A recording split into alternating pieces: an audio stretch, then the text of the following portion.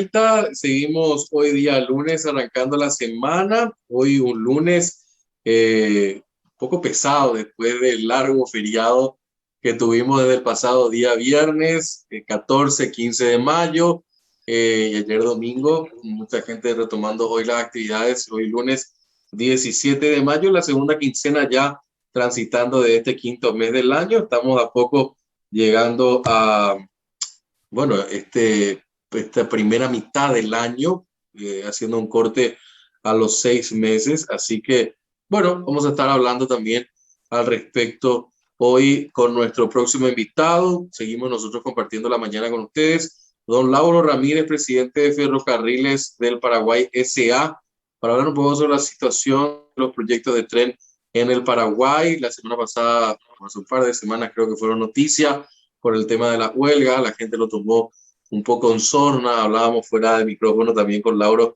de este tema. Me pareció hasta coherente y consentido un poco su reclamo que me decía esto fuera de micrófono, de cómo la gente no apoya el hecho de que no estén cobrando, pero todavía siguen trabajando.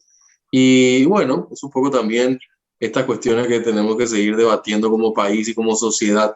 Lauro, un gusto saludarte. ¿Cómo estás?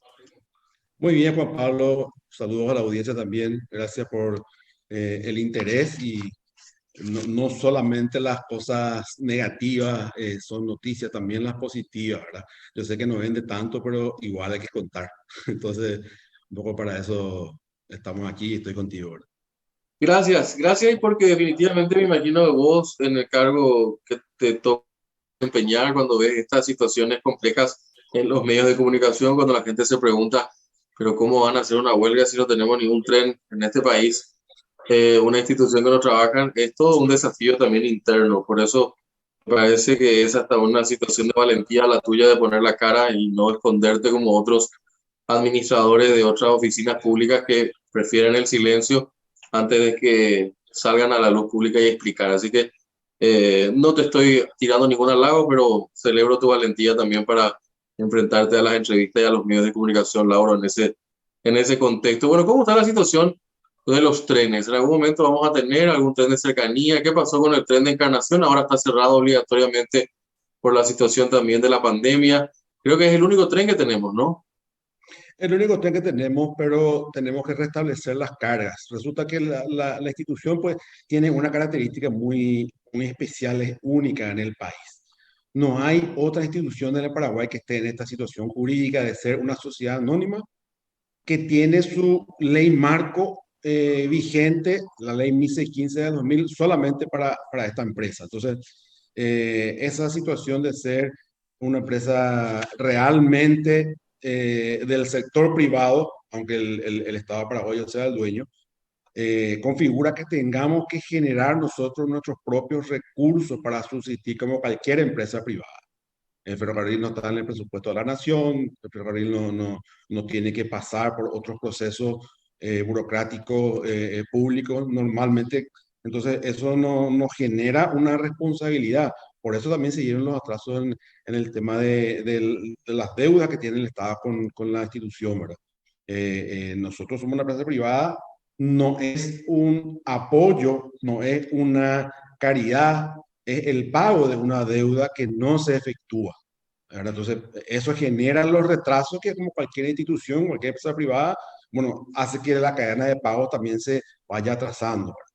Por eso nosotros necesitamos generar ese ingreso genuino de la empresa como antes, en mi anterior administración, se generó haciendo carga sobre todo, ¿verdad? Porque el transporte de pasajeros, en este caso, en Encarnación, no le deja mucho a la institución.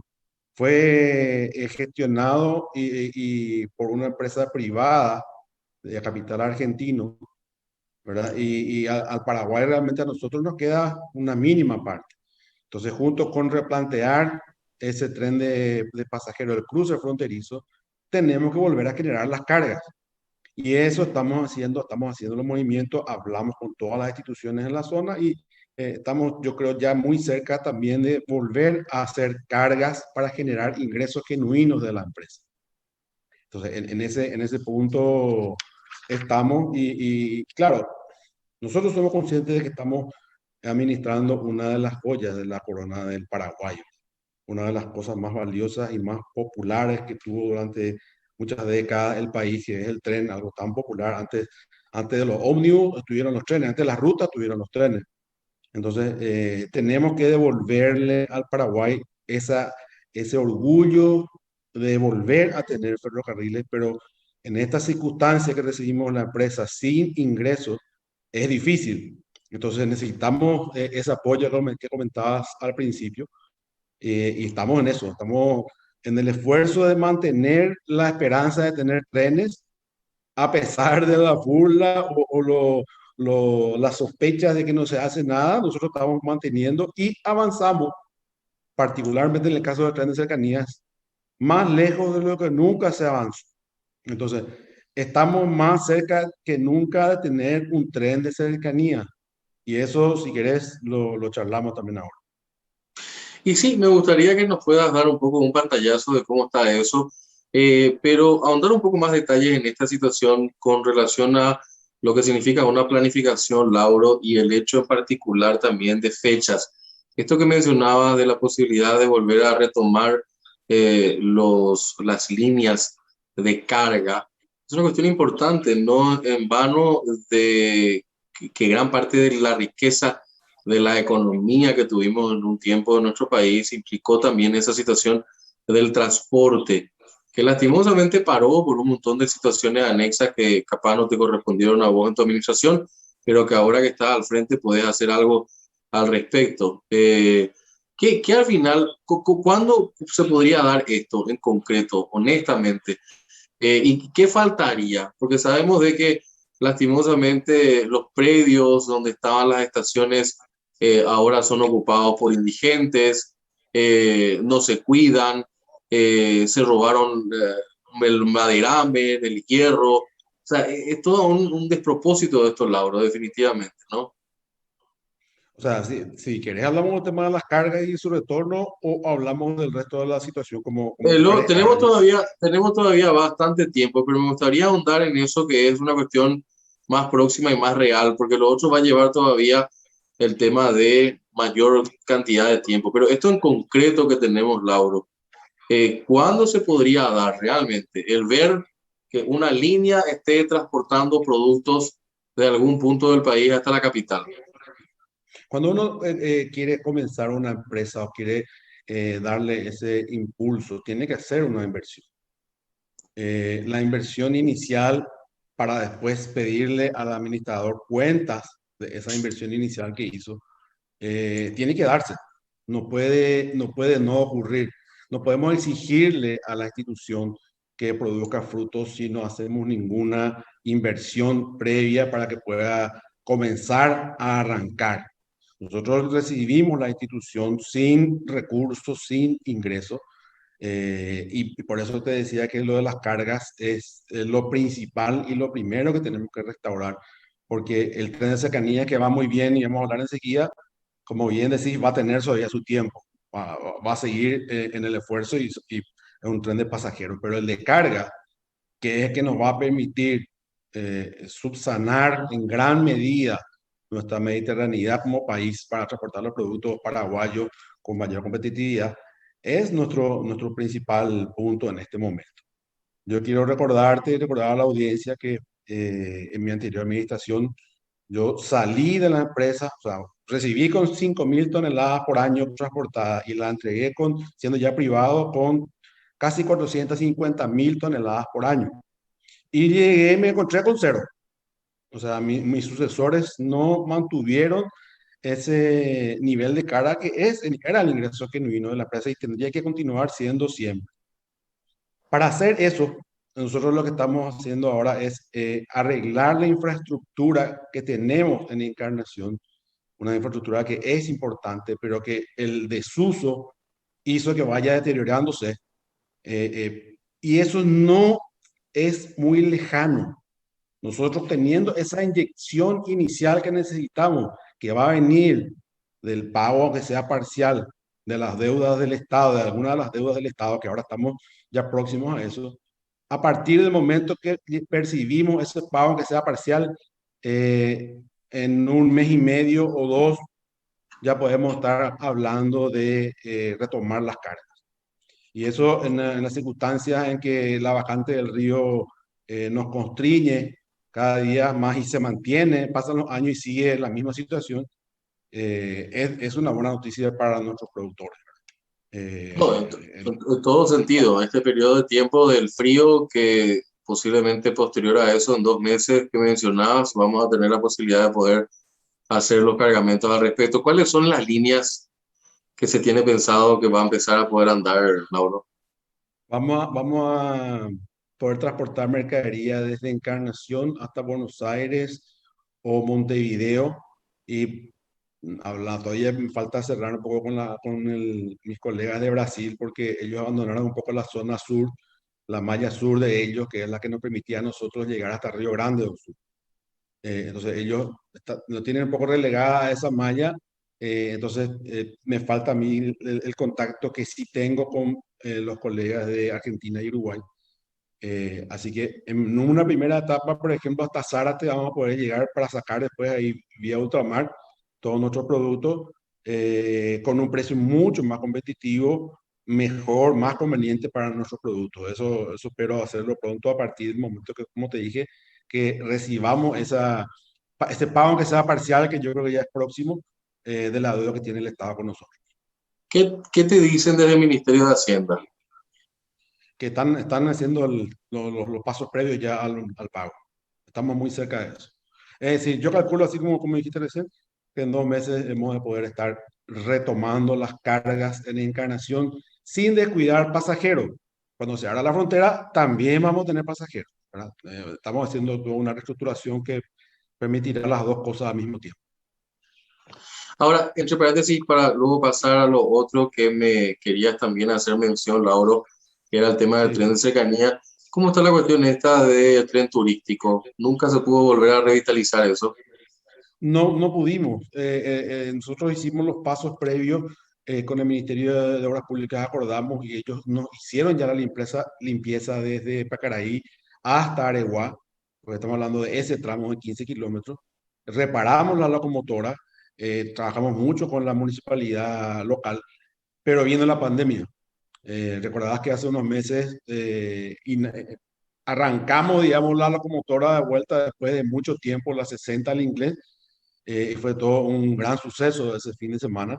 Nosotros no hicimos ningún tipo de convocatoria, ni despliegue, ni nada, solamente arrancamos la locomotora como una prueba final y funcionó perfecto y tuvo mucho eco. Entonces, el tren turístico nosotros lo tenemos preparado, pero estamos sujetos a la pandemia. Esa es la realidad. También es cierto que el tren turístico de buena primera no es un producto rentable, es un producto que nos hace sentir a nosotros nuestras raíces. Y por eso requiere, como en el pasado ocurrió, que el tren de cargas esté funcionando. Entonces, eso subsidia indirectamente al tren turístico, ¿verdad? Una mejor, probablemente, organización en el sentido del marketing haga que mucho menos sea la diferencia en negativo que arroje el tren turístico para que el de carga le tenga que subsidiar, pero probablemente eso sea así en un primer momento. Claro, en ese sentido. Aparte, también la sede histórica, arquitectónica del ferrocarril se utilizó un tiempo como centro cultural. Al final eso no pudo continuar en el tiempo, ¿no? ¿Dónde? ¿En Pacaraí? En la sede, no, aquí de Asunción, frente a la Plaza Uruguaya, se utilizó el lugar como un centro cultural. Sí, Eh, eso sí continúa hasta ahora. Eso sigue hasta ahora. Sí, Continúa. hay eventos. Sí, sí, sí, hay eventos permanentemente. Nosotros el año pasado, perdón, firmamos un convenio con la Secretaría Nacional de Cultura para que ellos nos apoyen en la transformación, en convertir en la colección de piezas históricas que tenemos aquí en nuestro museo en un auténtico museo. Es decir, hay una serie de requisitos técnicos que se necesitan para que una colección como la que tenemos, que es tan valiosa, sea realmente un museo. Tiene que estar catalogadas las piezas, ordenadas de una forma, tiene que tener una estructura. En fin, esto es más bien de buena voluntad que hicimos hasta ahora, de tener como está el museo, que está muy bien, ¿verdad? Pero requiere unos requisitos técnicos para ser propiamente un museo. Entonces, en ese sentido, firmamos un convenio con Cultura para que ellos nos ayuden a convertir en un museo real y que forma parte de la red de museos que ya existe y que tiene actividades permanentemente. Entonces, hay que trabajar, hay gastos de estructura también que hacer, en fin, comenzamos a hablar con la municipalidad, muy bien, ellos van a ayudarnos a hacer un vallado en la estación central y a iluminar más, en fin, estamos hablando también con la gente del Ministerio del Interior para instalar cámaras por el tema de los hurtos, en fin, hay todo un trabajo acá en la estación central que estamos preparándola para el gran salto que va a significar cuando de nuevo si no es este mismo lugar, por lo menos esta zona, sea el lugar donde termina la línea ferroviaria. Claro, en todo sentido. Una cuestión también, antes de que me hable sobre el tema de los trenes de cercanía, Lauro, Sí, la situación también de problema social que se da con los indígenas ocupando los predios, ¿no? Ahí en sí, la sí, zona sí, del terrible, ferrocarril. terrible, ¿Qué se terrible. puede hacer con eso?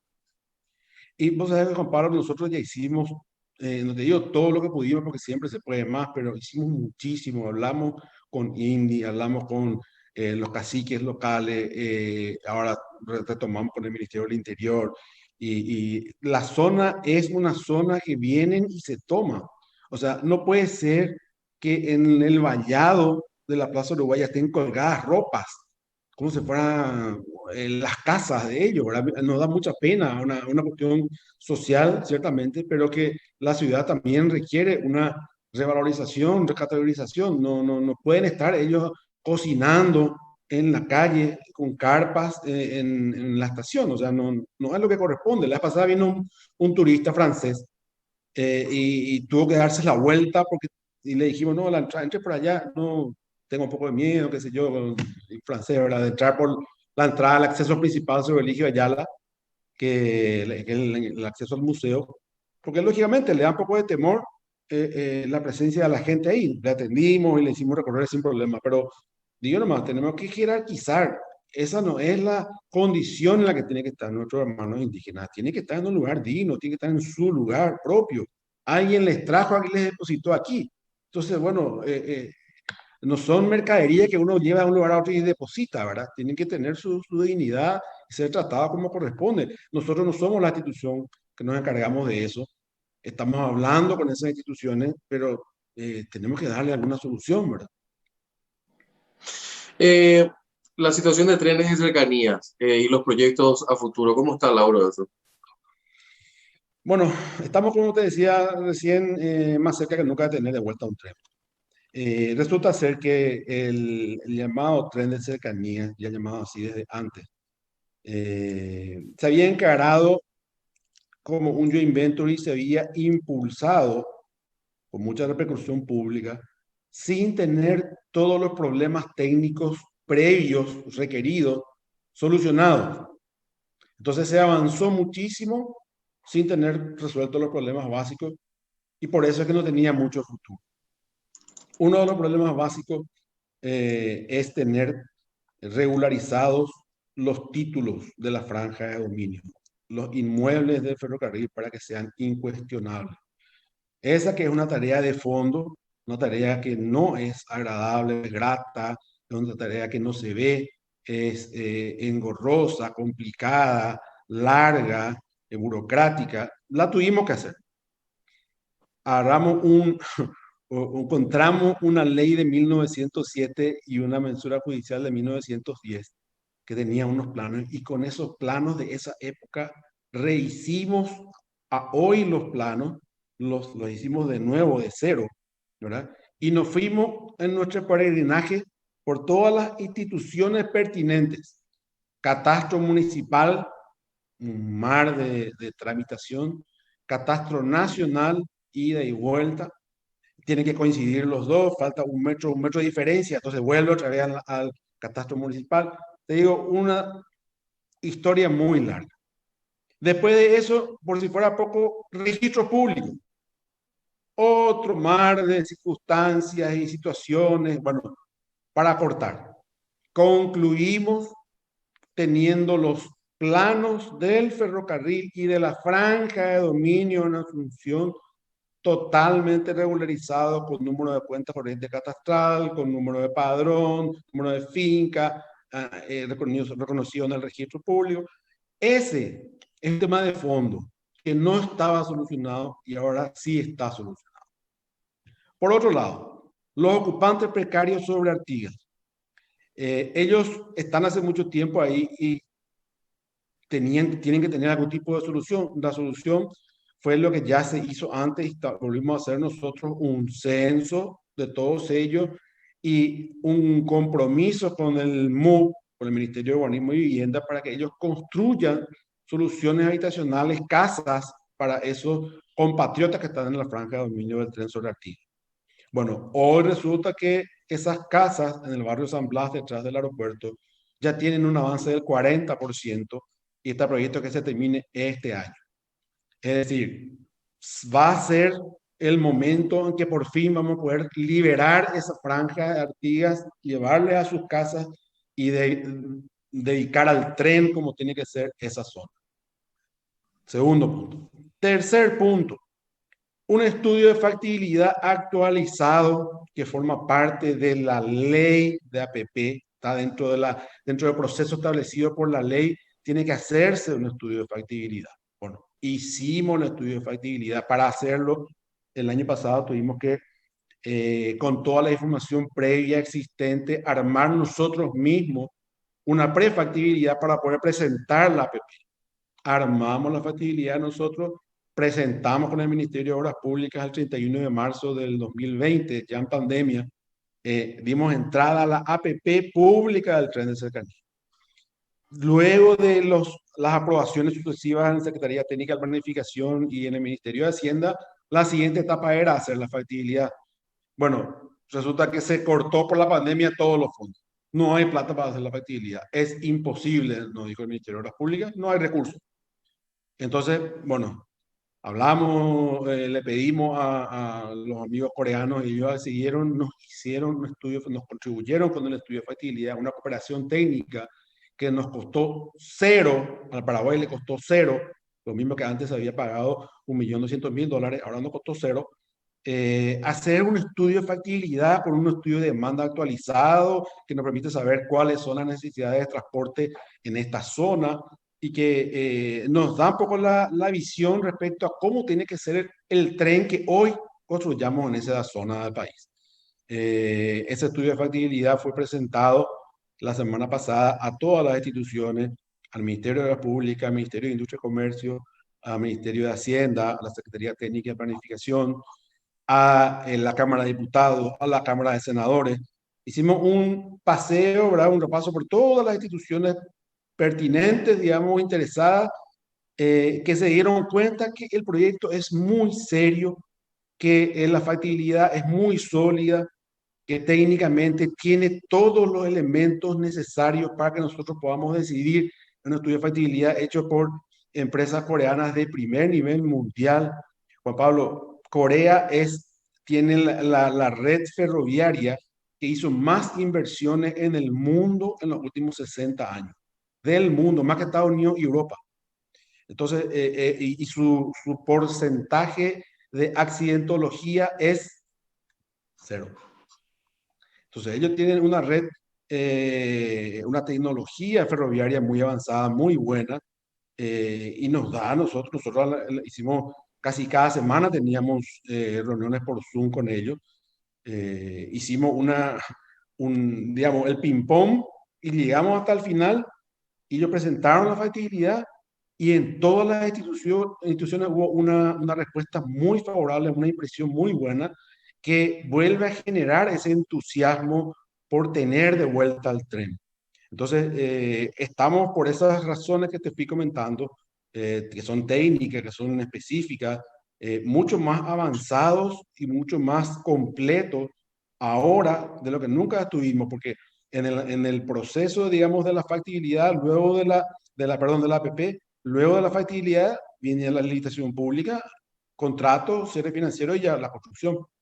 Entonces, estamos avanzando muy bien y por eso te comentaba que pensamos nosotros que estamos más cerca que nunca de volver a tener el tren y de recuperar una de esas joyas de la corona que tenemos ahí escondida y no le dábamos hacíamos mucho caso. ¿Te vas a ir de tu cargo dejando el tren, Lauro?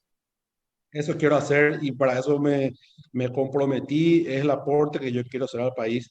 Y no solamente yo, también el equipo que me acompaña lo estamos demostrando, porque mantener el entusiasmo con un año sin percibir nada es realmente hacer patria y eso creo que es lo que estamos haciendo nosotros aquí.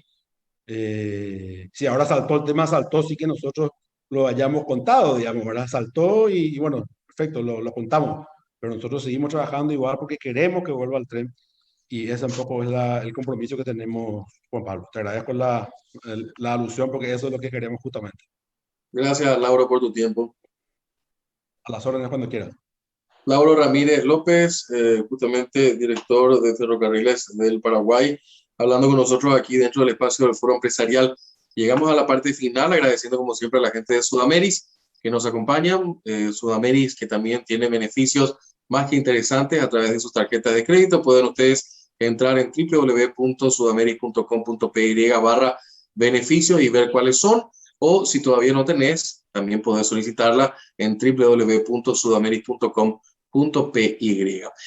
Nosotros nos despedimos, ya se llega a Monitor Económico con Samuel Acosta y a las 12 nos encontramos de vuelta en nuestro informativo central. Como siempre, renovando los deseos de buenos días y buena suerte.